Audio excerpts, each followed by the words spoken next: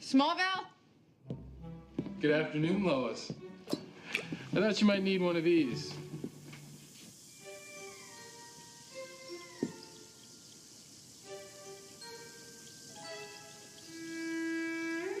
Please tell me we didn't.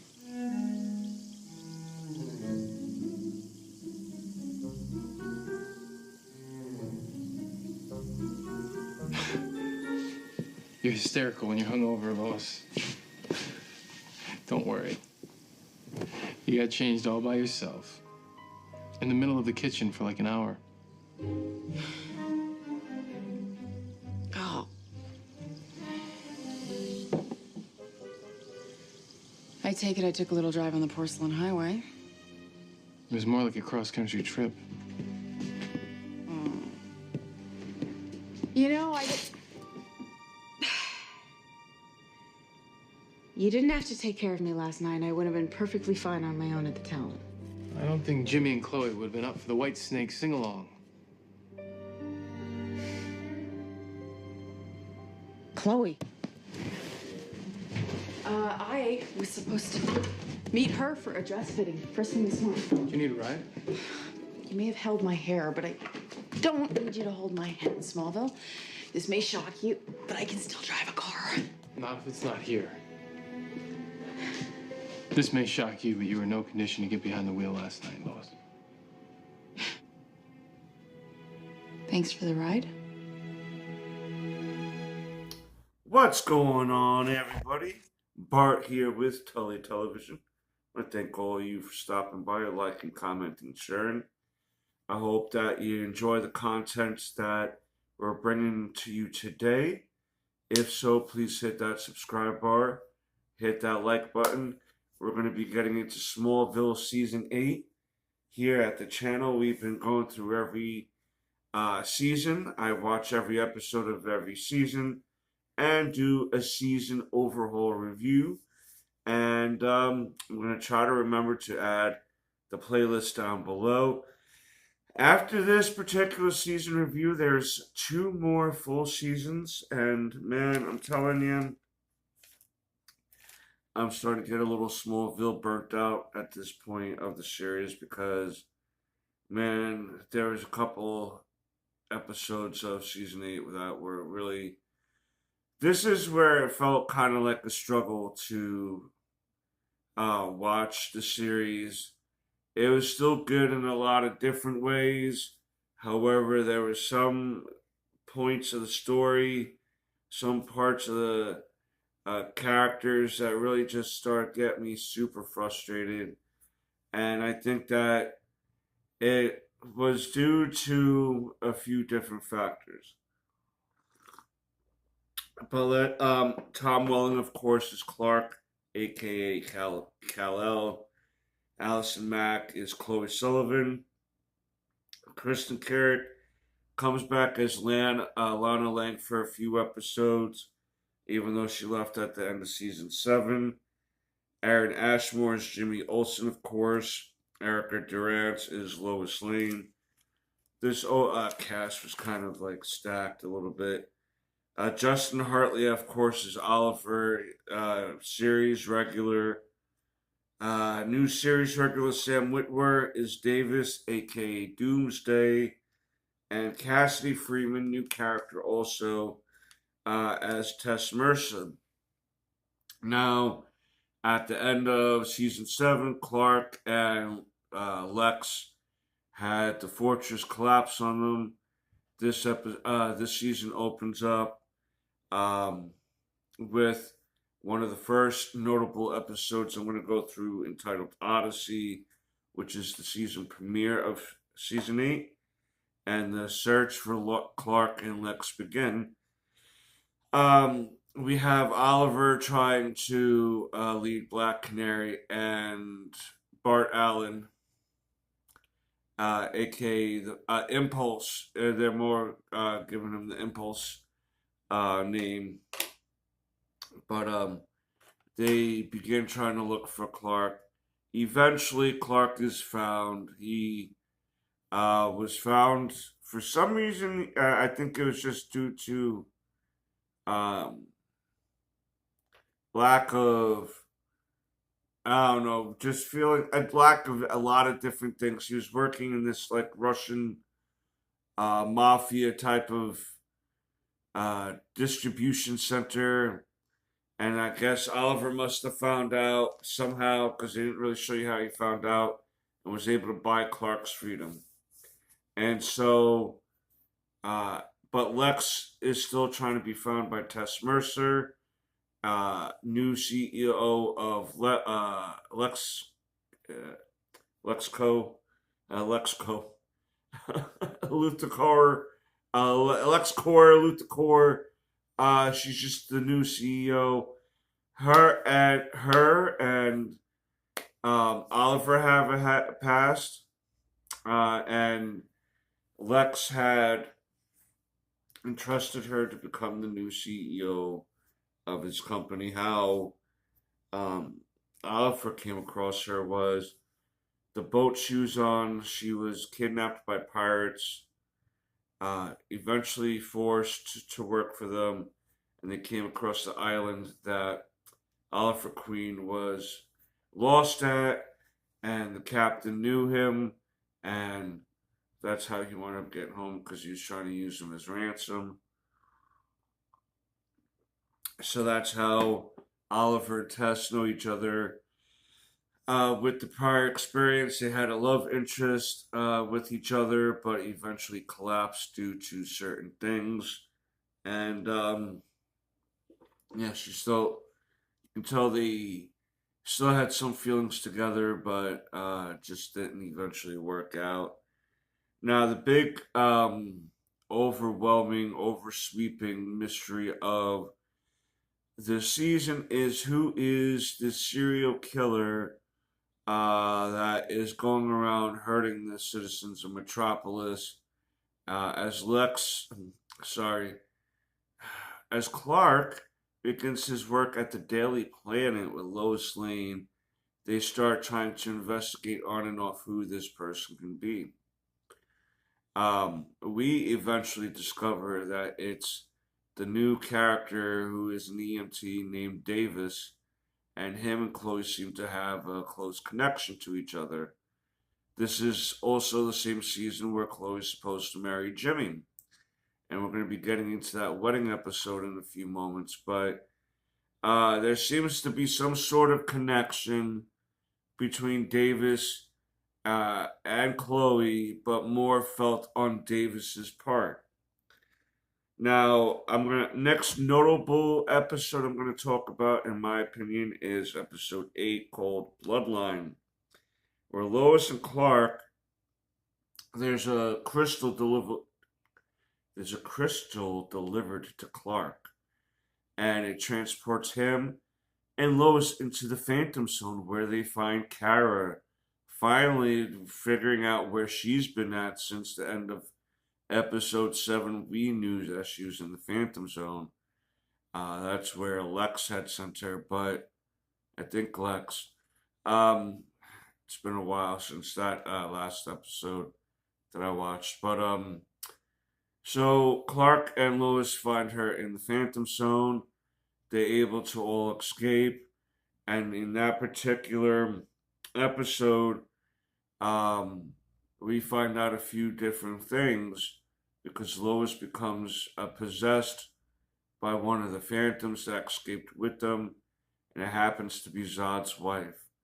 And she possesses Lois, and we wind up finding out that Davis has also been sent to Earth the same time as Clark had, and he is the genetic makeup of Zod, this wife of his, and a few other Kryptonians, but basically more Zod, making it Zod's son, and he is going to be the destroyer of Earth. And so what Lois does while being possessed is she winds up finding Davis, and to kind of, because Doomsday has the power that every time he dies, he comes back. You cannot kill him the same way. So if you blew him up with a nuclear hydrogen bomb, whatever, you can no longer use that against him because he has an immunity to it. So Lois kills him, comes back, finds out he's indestructible, and the mystery continues on who Davis is, because Davis doesn't know he's Doomsday. He just has these blackouts since childhood, and then the Doomsday character comes out and does whatever. He does the killing. Episode 10, The Bride. And this is where we get Chloe and Jimmy's wedding. And at this point, Davis has confessed his love to Chloe. She's making him aware that I like you and I care for you, but I am not in love with you. But this seems to piss Davis off, and he eventually transforms into Doomsday, winds up kidnapping Chloe, winds up injuring Jimmy really bad, and causes Clark to look for Chloe and for Davis as Lois is trying to take care of Jimmy in the hospital. And what winds up happening is Davis and Chloe go back to the Fortress of Solitude. She becomes again infected with Brainiac, thinking that we were able to take that out of her, but there's still a part of her that was under the influence of Brainiac. She winds up putting Davis in ice stasis to make him grow into Doomsday, and a better version of Doomsday during this incubation period. Clark comes back, is able to totally take out the Brainiac and everything, and Chloe finally, and wants her to forget about his secret, but she winds up remembering anyway. And everyone thinks Davis is gone, but he winds up coming back.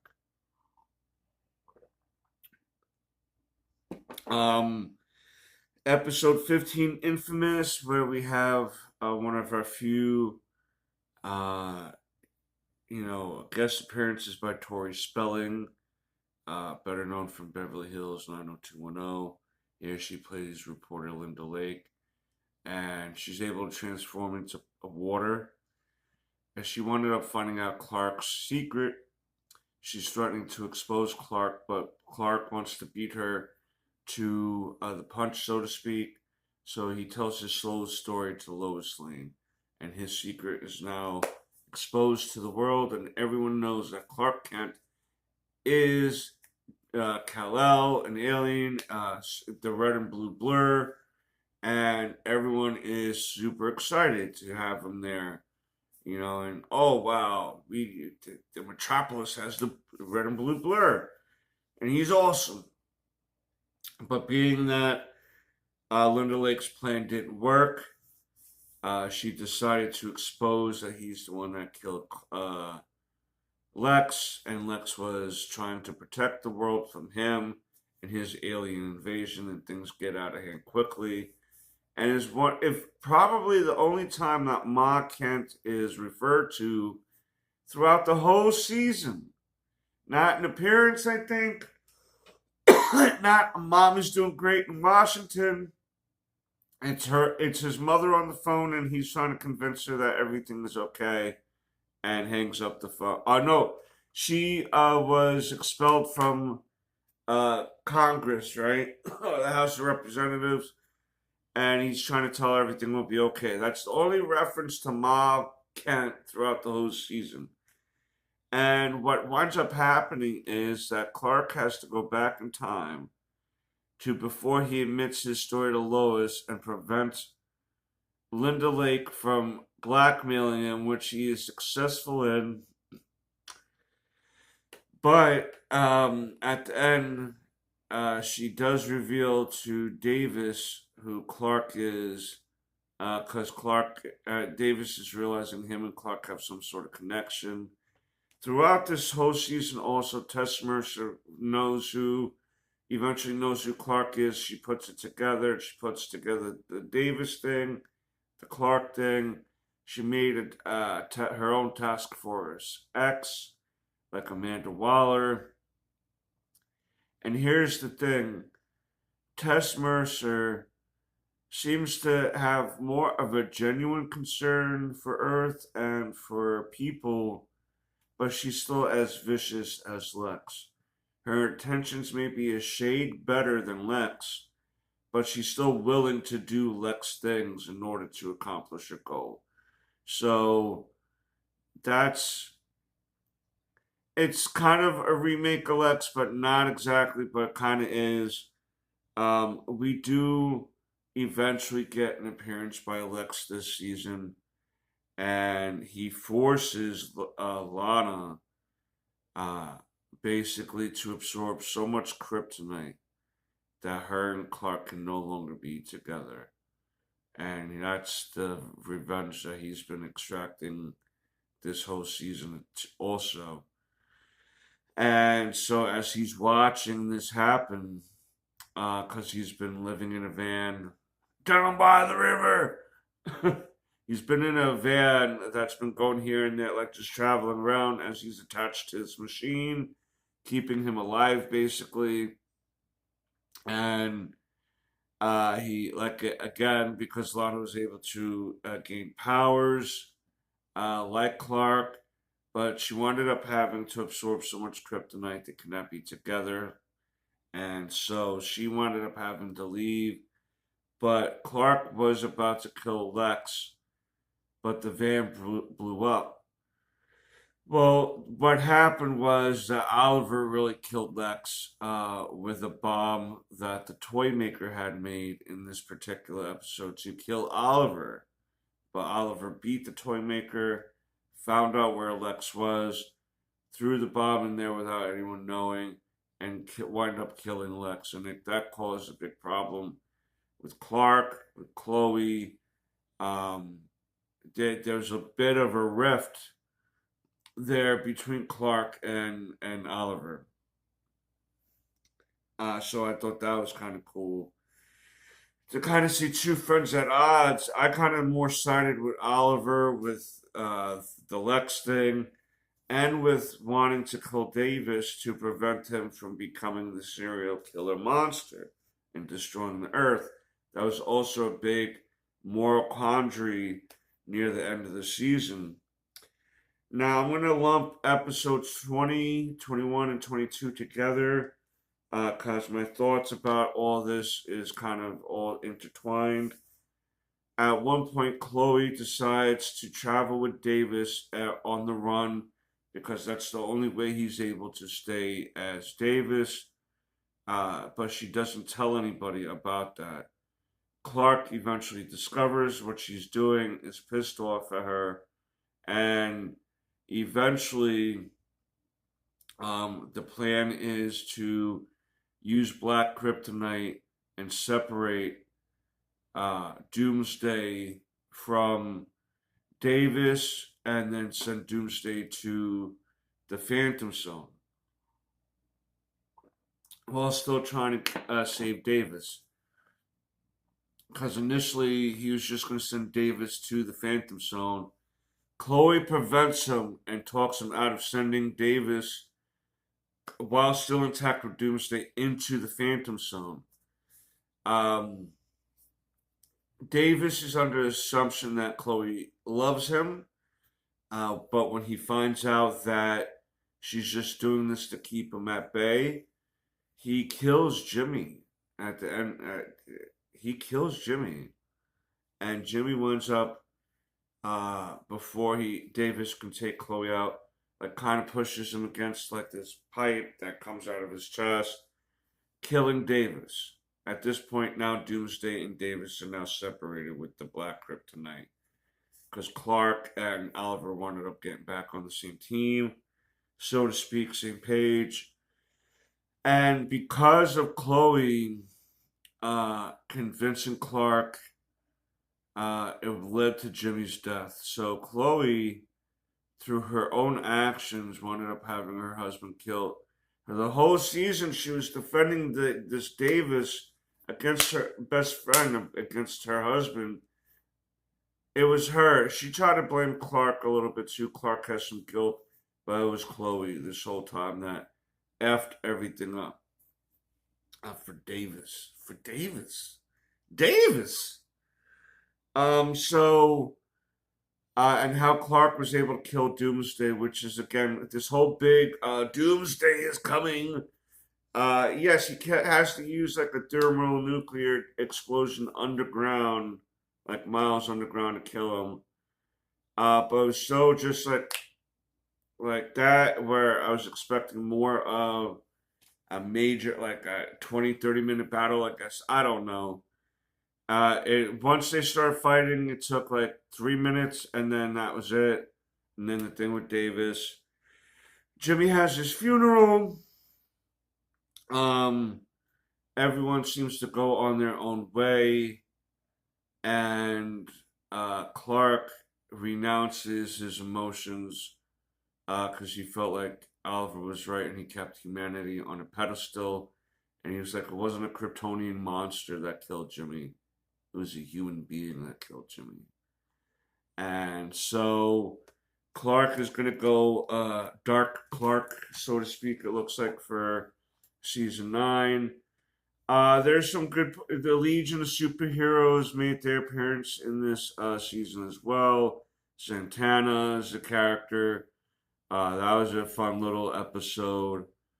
But in a general sense, there were some good episodes, some fun episodes, but the quality I found to dip a little bit, especially without Lex. I was kind of glad that Lana only stuck around for a few episodes and left again, because I was tired of that story. Tired of her a little bit. But I'm just more tired of the will they, won't they, you know what I mean? Because at this point, you can kind of see that Lois and Clark throughout the season started to gain feelings for each other, but they're not quite admitting it yet. But we'll see where their relationship goes in season 9 and 10. That's my general views of, again, the actors they're at the peak. They know how their characters will act in certain ways. I just felt like this season maybe a starting of a downward trend as far as actually liking the story 100% the way I did through seasons 1 through 7. But even in season 7, you can kind of start feeling it fall off a little bit. And so I'm kind of worried how season 9 and season 10 are going to feel, because it's starting to now feel a little bit like a chore watching this, but we'll see. We'll see. Maybe there'll be a pickup in season 9. Again, my opinion. Let me know what you think of Smallville season 8. Did I miss anything that was of importance that I should have mentioned? But until then, peace, Snookums.